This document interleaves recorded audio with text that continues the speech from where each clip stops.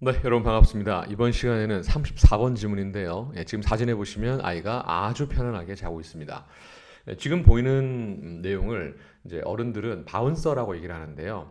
아이가 누워 있어서 뭐 만약에 좀 울거나 하면 이렇게 살짝 건드려주면 위아래로 부드럽게 움직입니다.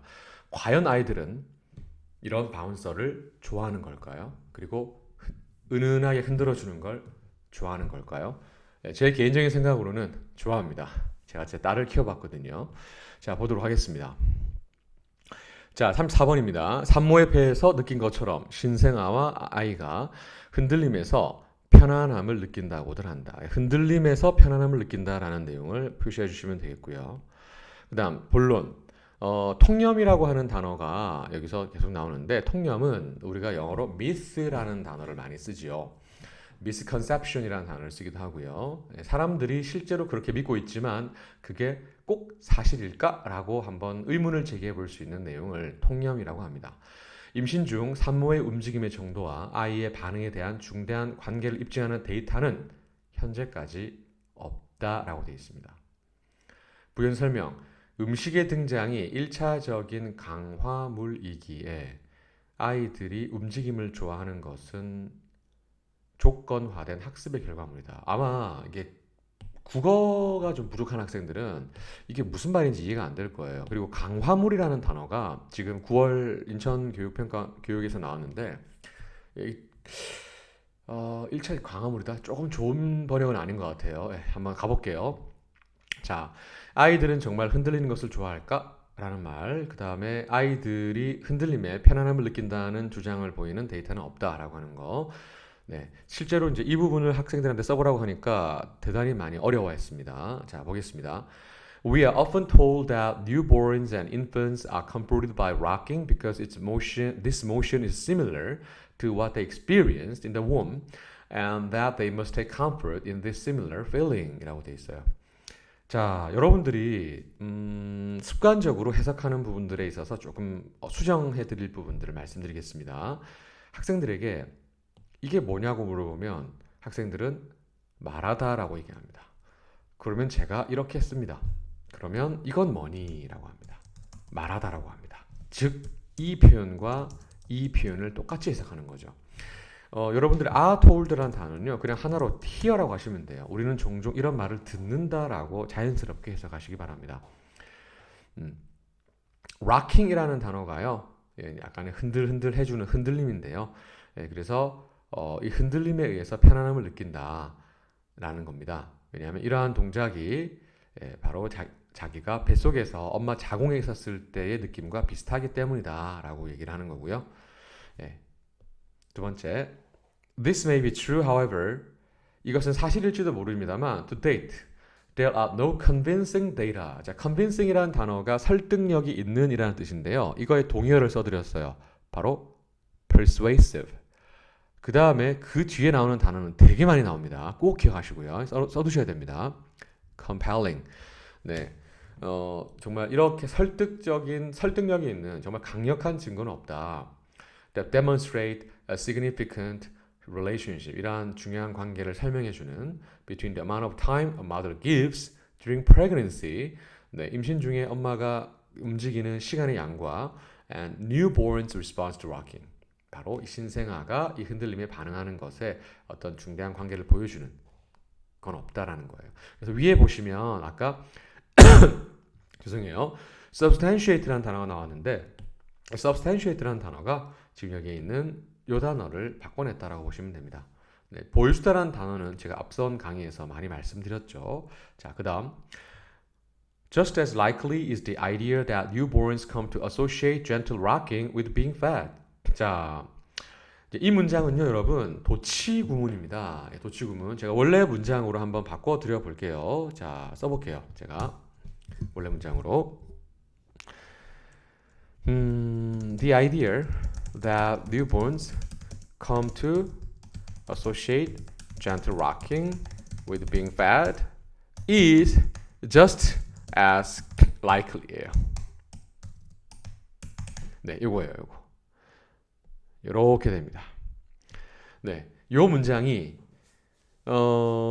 just as likely가 앞으로 가버리는 거예요. 네, 그러니까 동사와 주어가 도치가 됐고요. 예, 그 정도만 그냥 알아두시고 넘어가시면 돼요. 네. 신생아가 gentle rocking. 자, associate A with B라는 표현도요. 그 서술형에서 되게 중요한 표현이거든요. 자, 여기를 A라고 편의상 얘기하고요. 여기를 편의상 B라고 하면 A를 B와 연관짓다, 연상시키다 이런 뜻이 있어요. 그러니까 여기서 나온 이 그 associate라는 단어의 동의어는 link A to B 정도. 링크는 보통 to가 나오거든요. link A to B. 예. 그다음에 여기서처럼 associate with B, 예, 이런 표현. 자, 그 다음에 지금 이제 search your brain 해야 되는데 connect라는 단어 쓸 수 있어요. 예, connect A with B, 예, 이런 표현도 충분히 가능하겠고요. 네, 다 이렇게 연관시키시면 됩니다. 아셨죠? 자, 그래서 gentle rocking은 부드럽게 흔들어 주는 건데 여기서 being fed를 제가 설명해 놓은 이유가 뭐냐면 feed라는 단어는 밥을 주다라는 뜻이에요. 우리는 항상 먹이를 주다라고 하는데 그건 좀 잘못된 것 같아요. 왜냐하면 동물한테는 먹이를 주는 거지만 사람한테는 먹이를 주는 게 아니니까요. 그냥 밥 주다라고 하시면 될 것 같고, 그 다음에 be fed는 밥 먹다라는 뜻이에요. 우리가 항상 상대방이 존재하는 단어의 경우에는 어색한 한국어로 해석하지 마시고 자연스러운 한국어로 해석을 하시기 바랍니다. 이게 무슨 말이냐면 예를 여기서 들어드리겠습니다. 학생들에게 가르치다의 수동태가 뭐라고 물으면 당연히 be taught라고 얘기를 하는데 이 단어를 학생들은 가르쳐지다라는 이상한 한국어로 해석해요. 네, 가르치다의 반대말은 뭐예요? 배우다예요. 그죠? 말하다라는 단어의 반대말은 뭘까요? be told죠? 그 뭐예요? 말하는 사람이 있어요? 무슨 사람이 있어요? 듣는 사람이 있어요. 그죠? 자, 주는 사람이 있어요. 주는 사람이 있는데 어떤 사람이 있어요? 받는 사람이 있겠죠. 그러니까 이거 뭐예요? 받다예요. 이렇게 가는 거예요. 오케이? 자, 그다음 parents understand that rocking quiets a newborn, and they very often provide gentle, repetitive movement during feeding이라고 되어 있습니다. 여기서 quiet라는 단어 정도는 soothe 혹은 calm down 정도로 볼 수 있겠고요. 나머지 단어는 크게 어려운 건 없고요. repetitive라는 단어가 반복적인이라는 정도로 보시면 되겠습니다. 그래서 부모님은 흔들어 주는 게 아이를 좀 진정시키고 부드럽고 반복적인 그런 밥 줄 때 이런 움직임을 자주 제공해 준다라는 그런 의미가 되겠습니다. 저도 먹이고 나서 들어서 약간 흔들면서 이렇게 토닥토닥 등 두드리고 또 트림 시켜준다라고 하거든요. 자, 그다음 마지막. Since the appearance of food is a primary reinforcer, newborns may acquire a fondness for motion because they have been conditioned through a process of associative learning이라고 되어 있습니다. 자, 이 네모가 빈칸이었는데 식사의 등장이죠. 예, 음식의 등장. 예, 이 음식의 등장이 primary reinforcer다라는 게 무슨 말인지 이해되세요, 여러분? 예, 봐봐. 음식의 등장이 주요 강화물이래. 나는 이게 이해가 안 되는데 여러분은 이해가 되세요? 예, 자, 제가 왜 이 말씀을 드리냐면 그 모의고사 같은 경우는 제가 볼 때는요 좀 너무 극단적으로 압축적인 표현을 많이 사용하는 것 같아요. 그래서 이걸 바꿔볼게요. 아이의 눈앞에 먹을 걸 보이면 그게 아이의 마음을 이렇게 사로잡는 1차적 어떤 요인이다 정도로 바꾸면 어떨까요? 결국 이게 음식의 등장은 주요 광화물이다라는 거예요. 왜냐하면 여러분 강아지한테도 보세요. 예를 들어서 개벽다구를 이렇게 흔들면 왜요? 하면 어떻게 해요? 하면서 오잖아요. 그럼 애기한테 우리 딸도 그런데 예를 들어서 추파춥스 하나를 딱 들어요.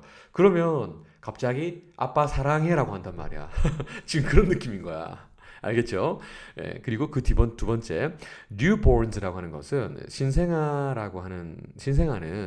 움직임을 좋아한다. 움직임에 대한 어떤 좋아함을 얻을지도 모른다는데 이것도 대단히 좀 저는 좋지 않다고 생각해요. 예, 개인적으로. 왜냐하면 fondness라는 단어가 물론 있습니다. 영어에 be fond of가 좋아하다라는 뜻이 있는데 이렇게 쉽게 가지 않고 fond라는 단어에 ness를 붙이면서 이렇게 이 단어를 아니라고 테스트를 하는 거잖아요. 그래서 여러분들은 뭐예요? 동의어를 알아두셔야 돼요. 자, 꼭 기억하세요. 동의어 liking, preference, inclination. 그러니까 요 단어는 아시니까 요거 두 개를 꼭 기억하세요. 그래서 fondness라는 단어를 preference, inclination 이런 식으로 이해를 하시면 좋을 것 같고요. 마지막은 뭐 특별하게 뭐 중요한 부분들은 보이지 않습니다. 물론 associative라는 단어 형용사가 있는데 특별하게 저는 여기서 paraphrasing을 하지 않겠습니다. 이 정도로 보시면 되겠습니다. 저는 35번 강의에서 만나겠습니다.